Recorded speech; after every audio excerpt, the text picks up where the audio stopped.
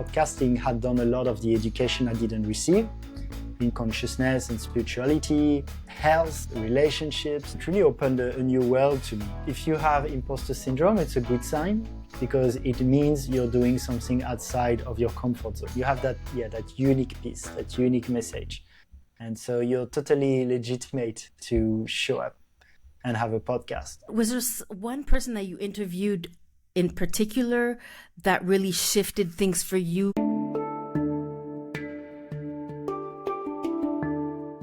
Welcome everybody to the second episode of Vibe Higher with Gigi. I'm your host Gigi, and today we have the wonderful Alex Lamber, podcaster and coach, podcasting coach extraordinaire. How are you doing, Alex? Yeah, I'm good. Thanks for having me, and I'm excited to dive in. Awesome. I'm going to read off an intro for you. So Alex Lamber is the host of the Lightleaders podcast. He now has almost 300K views on YouTube and has done 230 episodes, which is quite a few episodes. And also that means he has interviewed quite a few people. So he has quite much experience in this. He is on the mission to assist in the rise in consciousness of the planet and currently focuses on his podcast as well as helping other leaders of the new earth to share their message online through podcasts and YouTube channels. So one of his biggest successes to date is that he has almost 300K views on YouTube and have interviewed some world-renowned thought leaders such as the critically acclaimed Sasha Stone, the fruitarian Dr. Morse, and Margot Anand and Anand Sarita, leaders in Tantra education world. Welcome, Alex, again. How's it going? Thank you for the intro. Yeah, I'm good. Awesome. I would like to start with a simple question. Since this podcast is entitled Vibe Higher with Gigi, I was just wondering what, if anything, you may have done earlier on today or in the past couple of days to raise your vibration or to make you feel better in any way, shape, or form. Yeah, I mean, here's the morning, so I woke up later than usual, and so I did a few push-ups just to get the movement going. And I like sometimes before my podcast also to do a little breath work, like nothing too deep, 30 minutes. I've been 8 years on my spiritual path, so I have a lot of tools now, from meditation to breath work to working out, and I choose them differently. But this morning was a few push-ups, simple. Awesome. Yeah, like as any little thing counts as long as it's like consistent. I find consistency is key, definitely, in any like good habit that we do. So I just wanted to speak about your core values and how you reckon you have made a shift in your personal life to tap into your true authentic self, or to put it in other terms, what you think you were put on this planet to do and how it has manifested itself into being. Great. Thank you for this question. So I was raised growing up in France, and I did a business school, and I was pretty much, as you could call it, in the matrix for the first 27 years of my life, which were enjoyable and was doing fairly well. But then 7-8 years ago now, maybe, I had my spiritual awakening where I got into meditation and playing with psychedelics and listening to podcasts and reading certain books that made me aware that there was more to life than what I was doing. And part of it was I feel myself and a lot of us, I call them the choosing ones, the ones who choose to create a new earth that's more conscious. We came here with a purpose, with a mission, which is to raise the consciousness of our planet, which is to live in a world that has more harmony with nature, with animals, with ourselves, with consciousness overall. We could dive into this, but basically in that new earth, there is a very deep connection with nature. We treat each other with a lot of love, animals too, all the things. So we can create that world. And as part of it, education is important. In the world of today, podcasting has tremendous impact. And so I've been playing with different things. I have crypto courses on Udemy. I've been working on building communities. But one thing that's been sticking in the past 7 years has been the podcast.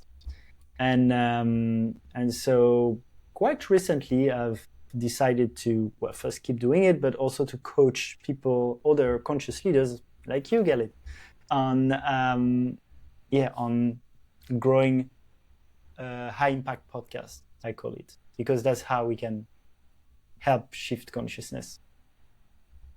Awesome. Yeah, so you mentioned about your spiritual awakening and being, I felt like the term chosen one, but you call it the choosing one, because we are consciously choosing in and of ourselves to do so. We're not like chosen by some higher order, perhaps. But my question, to you is like, we're all the chosen ones. Yes, indeed. Since we're here, it's very rare to have we're all, be in a but human we're not body. all the choosing ones. Oh. And so, so what brought you to start your podcast? Because you did mention your spiritual awakening and the fact that podcasting really has an effect in propagating a certain message that we might have. So yeah, if you could elaborate on that and what brought you to this part, this like part of your life where you have 230 episodes under your belt. Yeah, so as I mentioned, podcasts were a big part of my own spiritual awakening. I will mention Tim Ferriss' podcast, for example, and I was listening to him mainly for performance advice. I love the 4-hour work week. I was in entrepreneurship already at the time. But he also got into Vipassana meditation and playing with plant medicines and psychedelics. And he went into that consciousness exploration, which I thought was really interesting. And at first, I joined it more from the angle of performance also. And so when I had my spiritual awakening, not only I felt podcasting had done a lot of the education I didn't receive in things like consciousness and spirituality, health, conscious businesses, relationships. So it really opened a new world to me. And then I started the podcast both because I wanted to give back and also create content that I felt was inspiring, like I received, but also for my own sake, because I understood that having those conversations with the people who inspire me around me would be really beneficial to my own growth. So I started, and it was great because I could start to be in conversations with people I thought would not necessarily accept to be in a conversation with me if I didn't, and to go into deep conversations. It could be my meditation teacher or like a tantra practitioner that inspired me, a health coach that I wanted to speak to. And so I had all these deep conversations that were really transforming for me. And at the same time, obviously, I could build my brand while putting them online. But it really started more as a passion project. And it's been the case for many, many years. It's only more recently, in the past year and a half, that I became more intentional about, okay, I want more views. I want to grow this as a business. I want to monetize it. I want to teach other people to do it. And that's when I professionalized it more. Awesome. And was there one person that you interviewed in particular that really shifted things for you, that made you think like, this is where I'm supposed to be, this is what I'm supposed to be doing? Yeah, I about maybe 5 years ago, I interviewed two brothers, for example. They did 40-day fast, like water fast. And I think one of them did 20 days water, 20-day juice, to be accurate. And then they gave me a contact of a place to fast in Bali where I went. And then through that, I met a person who's doing colonics, and she advised me to do a iridiology with another guy called Dex that I've had on the podcast. who's a student of Dr. Moss, who I've had on the podcast. So it's kind of a full circle there where I went to that place in Bali and I met that iridologist. I did an iridology. It got me into being eating as a raw vegan, if you were to put a label there. And so it really, and then I got really passionate about that. And now I got most of the top leaders of the raw vegan movement in my podcast. And I'm becoming also someone who has a name in that specific audience. And so in that way, talking with them 5 years ago planted the seeds and kind of led me on a little adventure where I'd go to places and start fasting and talk with different people. And so it's really altered the course of my life and of my growth. And that's full circle in the way that now I've had a lot of those people from that industry on my podcast. And so I think it's been this one is an example of a seed planted by a podcast interview that changed a lot of things for me. I'm sure there's others, but that's the one that stood out.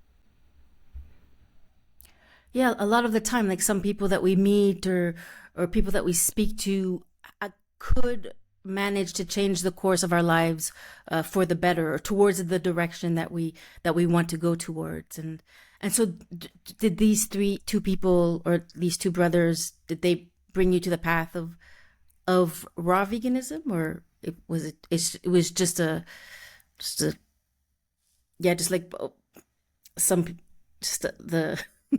little trajectory that boosted you towards something that you wanted to go towards? I would even say more than that. It opened me to new possibilities, because at the time I thought if you were to drink only water for 3 days and have no food, you'd probably be dead. And which I know is not the case, because I did 12 days on water 2 years ago, I think. But yeah, so for me, it really opened my world to, there's like so much more that's possible. Actually, just 3 days ago, I had an interview with a guy called Lou Corona, who's 74, and he does like crazy things like planking for 7 minutes on his hands.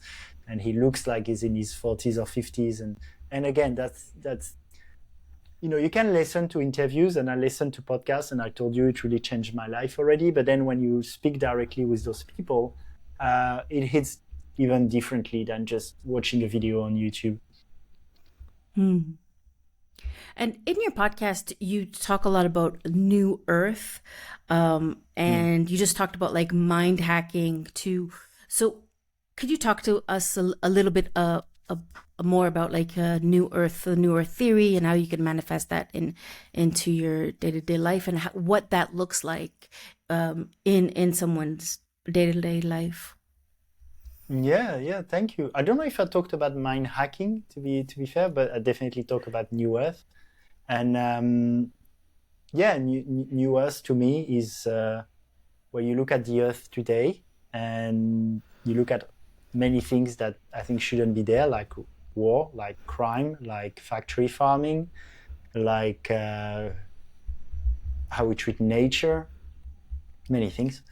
And you don't have that anymore. So then how does New Earth look like? Well, it looks like in the short term, in something quite soon, I hope, it looks like we can drink water from our rivers and waterfalls, and there's fruit trees growing, and we can eat the fruit from those fruit trees, and we use conscious communication to talk with each other in a loving way.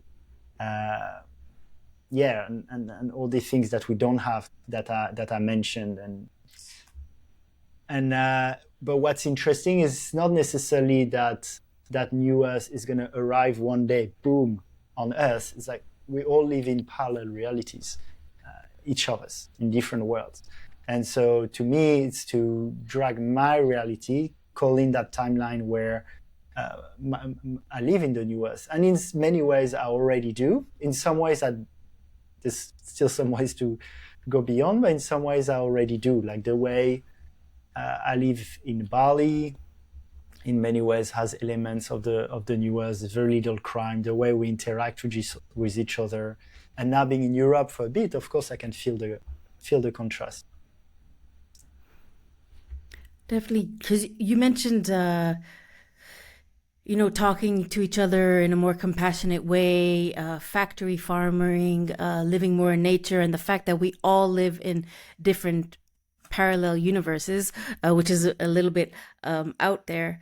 And so I'm wondering, yeah, because sometimes when we open the media, depending on what direction our consciousness goes towards, that creates our reality, right? So if we want to like focus on war, and just like violent ways in which we interact with each other and in which we consume, that parallel universe goes towards that direction. It's just hard to imagine sometimes. Maybe that's the parallel universe that I'm in, to live in that new Earth concept, that new Earth concept, like in a on a global context, or yeah. So my question would be like how could new Earth be manifested globally, really? Oh yeah, that's an interesting question. Well, I It's a mean, big one. also circling back to the podcast, like that's one thing that I feel is really powerful. Look, I don't know. I know exactly how we do it globally, because there's so many elements to this. So it could be by building communities that are blueprints that everywhere in the world can be replicated because it inspires people. It can be media, obviously, so we can talk about it with the podcast because media shapes a lot the way people think. And yeah, there's like you could start a business, a charity. There's many things we can do. But yeah, with media, I feel at the moment it's my mission to share these more empowering messages, and that can have a lot of impact on because with YouTube, I'm having some of my videos, like my top videos now is having, I think it's at 16,000 views. It's on longevity while eating a raw vegan diet. And that's something that will be new for a lot of people, will make them open up their mind to new possibilities. That's something that can shift the trajectory of how animals are treated, obviously, but also how we do with our health and how we show up in the world also, because I believe the energy of what we eat is going to impact the energy of how we show up in the world. So definitely podcasting has a big impact among many other things. I'm not trying to impose like my path onto other people, but for the people who feel called to it, this is definitely a good one. Like, the traditional media, like the legacy media, the news from TV, they're going down. And now podcasting has a lot more influence. We could see it during the US election. So Trump won also thanks to being on podcasts like Joe Rogan's podcast that got, I think, 60 million views or something on YouTube. And it had much more impact than if he was doing another TV show. And him doing the podcast versus the other candidate not wanting to do the podcast, I'm pretty sure has a pretty big impact on the election. So even in that legacy system of politics, podcasting is having a major influence. And then even more in people who are more in the new paradigm, who are more like, who have stopped watching TV and the news many years ago. But for these people also, podcasting is a great way to learn. Yeah, definitely. It seems like a lot of people are podcasting today, namely me. And yeah, to move on to starting a new podcast, for example, if someone wanted to start a new podcast, what kind of recommendations you would give them in terms of like starting a new endeavor such as this? Yeah, thank you. I think it depends also on where you're at, because some people, what they need is just to start speaking online. So in that case, you could literally grab your phone and start putting videos online and share what's on your mind. And some people, they already have a brand and they're already more advanced. And in that case, they want to do something more polished. So I don't really have a recommendation for everyone who wants to start a podcast because it depends on where they're at. But if I were to put in categories, I would say if you feel like you're more at the beginning journey and you want to speak online, keep it simple and focus on quantity, on having a lot of conversations, and can be your friend, and can be, a teacher. Like, I don't know if you love paddle, it can be your paddle teacher or whatever, like, excites you, and follow your curiosity and don't overthink it too much. And then once you're at a stage where you're more clear on what you want that podcast for, beyond self-expression and beyond showing up online, finding your own purpose, well, then you can be much more strategic. So let's say if you come to me today and you have, let's say, a health coaching business, and you've been doing it for 5 years, and you're doing well with it. You're already, like, I don't know, doing 10K a month. You have a small team with 2 people, and you're like, I'm going to do a podcast now. And that podcast is to take my brand of health coaching to the next level. Well, in that case, I would take a little bit of time to think it through. What are the goals? What's going to be my setup? Invest in it. Who are going to be my top guests?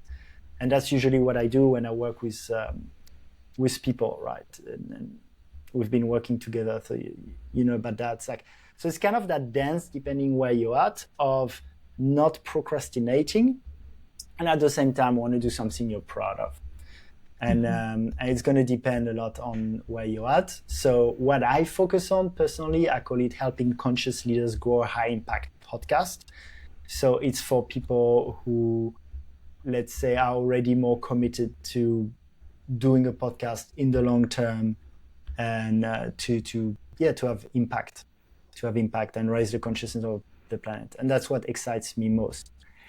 Now, some people, if you're not there, some people might need to go on dating before they commit, to have an analogy, like go on a few dates. So if you're not sure, play around, do some podcasts. And that's actually how Tim Ferriss started. He said to himself, I'm going to do 6 podcasts and I'm going to see how it goes. He already had a name, obviously, so it was easier for him. But also, it's not just about do I get views and how it's received, it's also what do I like. And so you'll only figure that out as you do it. So finding that balance, really, of not being too perfectionist, but at the same time, depending on where you are, do something you're proud of is a good mix, I believe. Thank you very much for that, Alex. As we might have mentioned before, you are my podcasting coach, and without you, I don't think I would have had that motivation, the push to go ahead and succumb all the thresholds and all the things that were kind of blocking me, namely the technicalities of creating this podcast. On my YouTube channel, I do a lot of scripting and I read off a script. So this new format is helping me kind of just communicate my message in an unscripted kind of way. It's a very different kind of format. And I did need to succumb some emotional, maybe psychological, technical hurdles to go above and beyond. And what would you have to say to someone who's just starting the podcast in order to overcome such hurdles on their journey? Yeah, I like to reframe what you call the imposter syndrome. So when you feel like, oh, maybe who am I to have a podcast, which is something that comes up with a lot of people, and that definitely has come up with me when I started, which is if you have imposter syndrome, it's a good sign, because it means you're doing something outside of your comfort zone. Right. So it is a good sign. Whatever you do in life, when you feel it's a bit edgy, it's usually a good sign. And so treating that imposter syndrome as a friend. There's a saying that courage is not having no fears, having the fear and doing it anyway. So that's what I advise there, is to acknowledge, oh, okay, I'm nervous. Oh, I don't feel good enough to be a podcaster. I have self-worth issues there. Don't have to overthink it, but just, okay, it's there, and can be sensations in the body too. Oh, I feel tightness in my belly right now. breathe into it, and still do it, and leave the imposter syndrome on the back seat. It's there, it's okay, but you're driving the car and you're moving forward. Yeah, it's like what oh yeah, go ahead. Yeah, and also I will add, so if you awaken to the fact that you are a divine son or daughter of God, we're all here with a divine mission, and all of us, we have a unique piece of the puzzle. So I think reclaiming that birthright of being meaningful and having a important message to share, then removes the who am I? And that's why I like talking about the choosing ones. There's no chosen ones. Like, we're all chosen ones. We're all children of God. But then we forget. And if you remember, there's a reason you're here. And you have that unique piece, that unique message.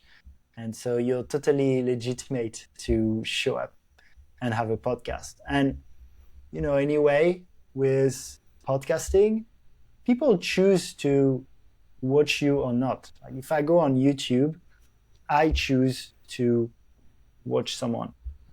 And so you're not imposing anything on anyone. Yeah. It's their choice. Yeah. A big thing about like the imposter syndrome is like, if everyone else is doing it, or if it's like, it's just repeating to ourselves, why not me? Why not me? Like, why them and why not me? Right? So it's like coming back to like, what do they have that I don't have? And I have stuff and other people have stuff, and then they're using their stuff, but I'm using my own stuff. So everyone's using their stuff, but why them and why not me? So, and also like being nervous about something means that you care about something. So if you're nervous, like before going up on stage, before like pressing record on a camera, it's because you care, and caring is it's a great thing. It is. Yeah. Thank you. Yeah. It means that you have like more energy to give, or you want to give more energy into and value into what you're putting your energy into. Yeah, exactly. And so is there like finding that balance? Because sometimes when you put too much importance of something, that's where